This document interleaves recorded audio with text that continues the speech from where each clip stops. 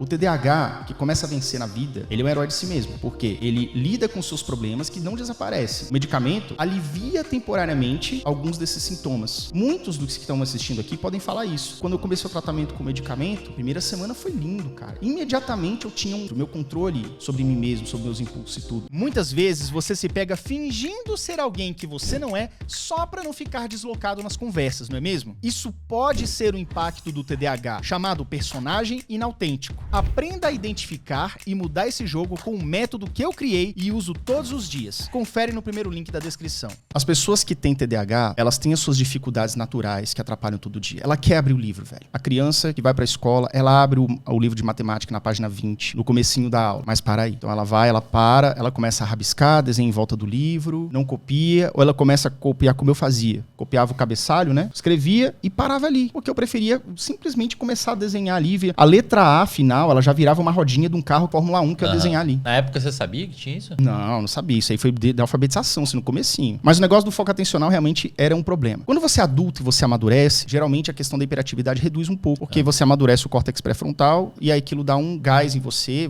consegue ter um pouco mais de controle sobre os seus impulsos. Mas uma coisa que eu tava conversando com o meu psiquiatra, que ele concordou comigo, o TDAH, que começa a vencer na vida, ele é um herói de si mesmo, porque ele lida com seus problemas que não desaparecem. O medicamento, ele alivia temporariamente alguns desses sintomas. E às vezes é um temporário quase parecido com essa questão de você estar depletando a questão dos neurônios receptores de uma determinada substância. Por quê? Muitos dos que estão assistindo aqui podem falar isso. Pô, quando eu comecei o tratamento com medicamento, a primeira semana foi lindo, cara. Imediatamente eu tinha meu livre-arbítrio, meu controle sobre mim mesmo, sobre meus impulsos e tudo. E aí, com o passar do tempo, isso foi meio que sumindo. A pessoa com TDAH, que ela consegue começar a vencer, ela cria estratégias do seguinte. É um cérebro que utiliza a sua neuroplasticidade, porque ela não desaparece no TDAH, nós temos uma mente degradê, todos nós temos algum nível de ansiedade, algum nível de desatenção, etc. Só que aí com determinados transtornos aquilo é muito maior e mais presente, e mais frequente. Mas o que acontece? Essa neuroplasticidade é o rio que contorna as pedras. Você aprende a sair das suas situações difíceis, das suas dificuldades de você abrir o livro. Por exemplo, um truque que eu faço. Eu abro meus livros com a boa vontade de ler. Só que diferente de uma colega que eu tinha no banco, que ela, numa sentada, ela lia um livro desse tamanho, eu não consigo fazer isso. Então qual o macete? Eu leio o primeiro capítulo. Gostei mais ou menos? Vou pro capítulo 3, porque o título parece mais interessante. Legal. Aos poucos eu vou lendo o livro inteiro, de cabo a rabo, mas nunca seguindo, se eu seguir a ordem eu paro no capítulo 2, porque o capítulo 2 é um saco. Então às vezes eu leio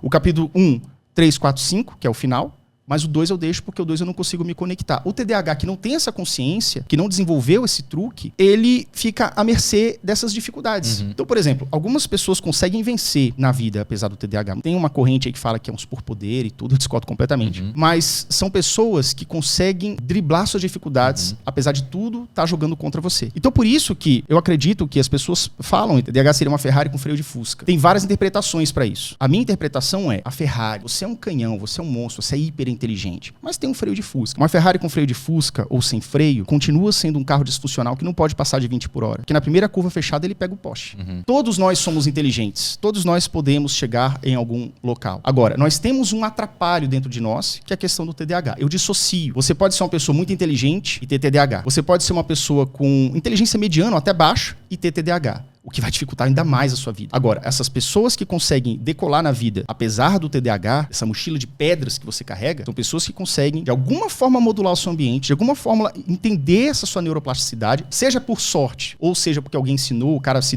autodesenvolveu e consegue superar. Agora, não significa que você é naturalmente uma pessoa super inteligente. Um outro exemplo, nessa mesma linha de raciocínio, um cara que é viciado em drogas e um cara que é ultramaratonista e workaholic, que ganha 100 mil reais por mês. Virtualmente falando, dois operam no mesmo sistema. Sistema obsessivo compulsivo. Só que um deles foi para um lado totalmente disfuncional e o outro foi para um lado mega funcional.